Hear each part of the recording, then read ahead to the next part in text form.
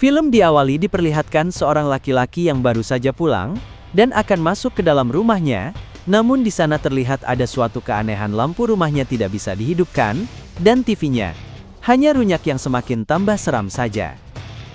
Awalnya, dia hanya mengira itu penagih hutang yang mengganggunya, tapi ketika dia melihat ke belakang, alangkah kagetnya, ada sosok manusia yang menyeramkan berdiri di belakangnya, sehingga pria itu langsung digigit dan nampaknya ini adalah zombie. Ketika pria tersebut sudah mati, zombie ini mengeluarkan sebuah simbol di tangan kanannya, dan terlihat wajah dan tubuhnya langsung terkikis, atau terkelupas, dan langsung mati begitu saja.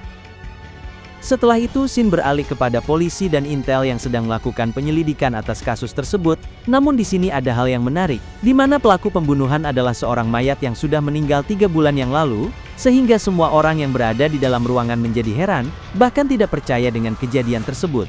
Karena bagaimana mungkin seorang yang sudah meninggal bisa membunuh lagi? Kemudian scene berpindah di sebuah stasiun radio, dan terlihat di sana ada wanita, dia bernama Lin. Lin adalah seorang reporter yang sedang menyelidiki kasus pembunuhan akhir-akhir ini, dan ketika di tengah wawancara ada seseorang yang menelepon di stasiun radio tersebut dan orang tersebut mengatakan, dia ingin melakukan sebuah wawancara eksklusif dengan Lin, dia mengaku dia adalah dalang di balik pembunuhan akhir-akhir ini, dan dia ingin diwawancarai lebih oleh Lin, dan Lin pun langsung menyetujui untuk mewawancarai pria misterius ini. Singkat cerita, ketika Lin sedang berada di sebuah kafe mendadak semua lampu mati, dan Lin diserang oleh seseorang yang sangat menyeramkan seperti zombie, dan ketika Lin sedang dicekik dan hampir mati, tiba-tiba zombie tersebut seperti mematahkan badannya sendiri, dan ternyata yang menyelamatkan Lin adalah Zona, dan malangnya serangan tersebut hanya mimpi semata, atau Lin hanya berhalusinasi.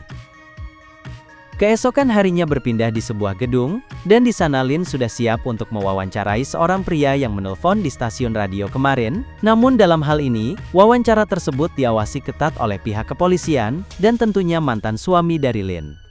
Setelah itu seorang pria bertopi terlihat memasuki gedung, nampaknya dia adalah seorang yang menelpon kemarin, dan siaran langsung wawancara dimulai di sana. Lin memperkenalkan diri, dan pria tersebut juga memperkenalkan dirinya, namanya adalah Park Yong Hwa, dan di sana dia mengaku bahwa dia adalah pelaku dalang utama dalam pembunuhan orang-orang. Dia juga mengaku, dia adalah seorang dukun, dan bisa membangkitkan orang yang mati.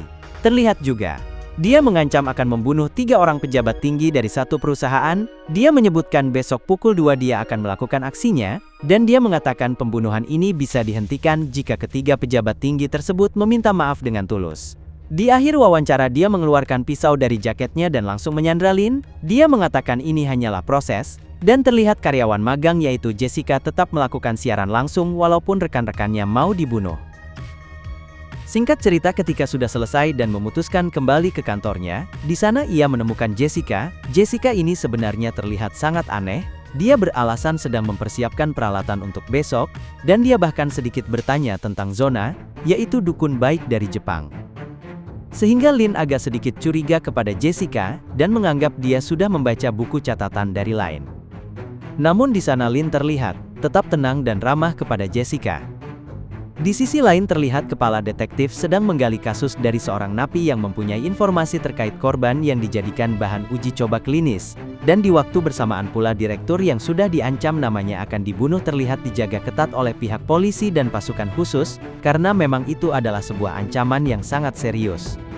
Sang direktur terlihat sangat khawatir dengan nasibnya, dan tidak yakin polisi bisa menahan pembunuhan yang akan mengincarnya, karena pembunuhan itu gaib.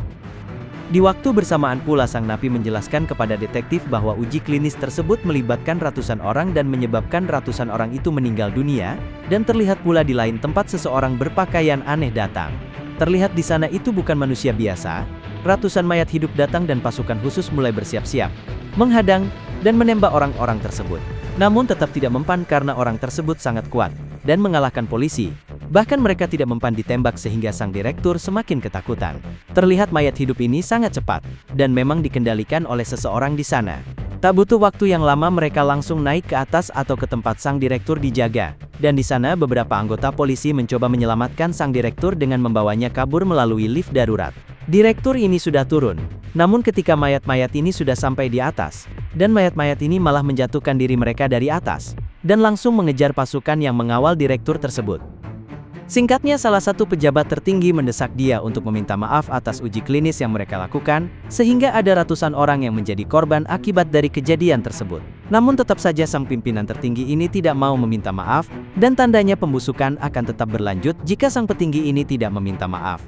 Di waktu bersamaan, Lin membicarakan tentang mantra dan tanda-tanda pada mayat yang dibangkitkan tersebut. Di satu sisi, sang detektif mendapatkan informasi dari salah satu relawan uji klinis yang selamat. Dia bahkan memberitahukan tentang ciri-ciri dukun santet yang berasal dari Indonesia tersebut. Dan ketika mereka sedang mengobrol, bel pintu rumah berbunyi, dan itu adalah sang direktur atau pejabat kedua yang diancam akan dibunuh. Dia datang untuk memberikan informasi dan memberitahukan semua kelakuan dari rekan-rekannya yang menjadikan para tunawisma, atau para gembel-gembel yang tidak mempunyai rumah, dan tidak mempunyai harta sebagai kelinci percobaan. Karena memang sang direktur ini sudah pasrah akan hidupnya. Setelah sang direktur pergi, Lin dan timnya mengingat tempat kejadian uji klinis yang menewaskan ratusan orang tersebut, dan tanpa pikir panjang mereka langsung berpencar, yang dimana Lin dan teman prianya pergi ke gedung bekas klinik uji coba tersebut, dan sang detektif pergi ke pusat informasi untuk melihat beberapa dokumen penting terkait uji klinis tersebut. Singkatnya, mereka semakin masuk ke dalam gedung, dan seketika muncullah salah satu mayat hidup yang mencoba menyerang Lin. Dan mayat hidup tersebut pun semakin banyak jumlahnya, sehingga Lin dan rekannya merasa sangat panik, apalagi mayat hidup ini tidak mempan untuk ditembak. Dan ketika Lin sudah akan mati dicekik oleh mayat hidup tersebut, tiba-tiba muncullah seorang wanita cantik, dan dia adalah penyihir cantik di awal scene yang bernama Zona. Dia ini seperti mempunyai kemampuan khusus, sehingga mayat hidup ini seperti mematahkan tubuhnya sendiri dan langsung mati di tempat. Namun karena memang mayat tersebut semakin banyak, mereka mencoba kabur dari kejaran mayat-mayat itu, dan Zona mencoba membangun sebuah garis suci, sehingga mayat-mayat tersebut bisa melihat mereka. Namun sialnya rekan dari Lin ketahuan, sehingga dengan terpaksa Zona keluar dari garis, dan membunuh untuk kedua kalinya. Mayat tersebut yang dimana mereka mempunyai kelemahan di pergelangan tangan di sebelah kanan. Di situ terjadi aksi baku hantam. Zona yang berasal dari Jepang, terlihat memang Zona sudah diberikan dan dilatih untuk melawan ilmu hitam. Sehingga nantinya Zona bisa melawan orang-orang jahat, atau orang-orang yang bekerja sama dengan iblis. Dan keesokan harinya benar saja direktur kedua ditemukan tewas mengenaskan di kantornya, dan dengan sangat terpaksa pejabat tertinggi di dasar untuk meminta maaf dengan tulus, jika ia ingin menghentikan pembunuhan tersebut. Lin dan rekannya akan menyiarkan langsung permintaan maafan pejabat tinggi tersebut, sedangkan Zona dan profesor lainnya masuk kembali ke dalam gedung menuju ruang yang temboknya dipenuhi dengan simbol-simbol aneh. Dan seketika Zona mencoba menghapus tulisan di lantai, dan kemudian terlihatlah sebuah lorong ke dunia lain pun terbuka dengan sangat lebar.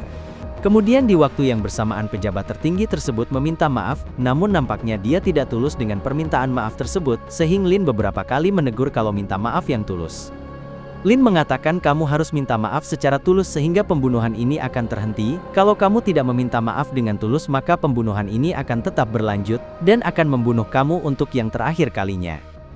Namun tetap saja sang pejabat tinggi ini tidak tulus sama sekali, dan pada fakta sebenarnya ketika Lin melihat dokumen korban, ia melihat ada biodata dari Jessica, yaitu reporter yang sedang magang. Yang pada faktanya Jessica ini adalah mayat hidup yang mencoba membalas dendam dan dikendalikan seorang dukun dari Indonesia tersebut. Dan di lain tempat Zona dan polisi menemukan gerbang gaib tempat dukun tersebut melakukan santetnya. Di sana terlihat sang dukun sedang fokus mengendalikan mayat Jessica dari jarak jauh, dan tibalah waktu Jessica akan membalaskan dendamnya yang terakhir, yaitu membunuh pejabat tertinggi yang menjadi dalam uji klinis ilegal tersebut. Di lain tempat Zona mencoba mendekati dukun tersebut dan mencoba menghentikannya, sebelum sang pejabat tinggi ini dibunuh, karena di situ terjadi aksi kejar mengejar antara Jessica dan pejabat tertinggi tersebut. Jessica dengan sangat gampang menghabisi semua pengawal dari pejabat tinggi tersebut, dan terlihat pula usaha dari Zona untuk menggantikan sang dukun tersebut dengan sangat keras, dan ketika satu langkah lagi pejabat tersebut akan mati dibunuh. Sang dukun berhasil dihentikan oleh Zona, dan di sana terlihat sang dukun membuka matanya dan langsung menangis. Begitulah Zona, dia juga langsung menangis walaupun sebenarnya hanya ingin membalaskan dendamnya, karena anaknya dijadikan uji coba klinis ilegal, sehingga sang anak meninggal dengan tragis. Dan di sana pula sang dukun menangis terseduh-seduh, padahal dia sudah memberikan kesempatan untuk para pejabat tersebut untuk meminta maaf. Dan selanjutnya karena Zona sudah berhasil menghentikan dukun tersebut, sang pejabat tertinggi pun selamat dari pembunuhan itu. Namun diam-diam sang anak malah menggoreskan bekas jari dari mayat Jessica, sehingga wajah ayahnya menjadi sangat menyeramkan seperti penyakit ganas, dan ayahnya pun langsung mati di tempat. Ketika polisi datang, sang anak pura-pura menangis akibat kematian sang ayah, yang tanpa ia sadari Lin sudah merekam semuanya. Dialah yang membunuh ayahnya sendiri, dengan bukti kamera kecil yang Jessica pasang di jas ayahnya. Di akhir scene kehidupan awal sang dukun bersama putri kecilnya sangat bahagia. Sebenarnya dukun ini baik, tapi dia hanya pengen balas dendam, dan film pun selesai.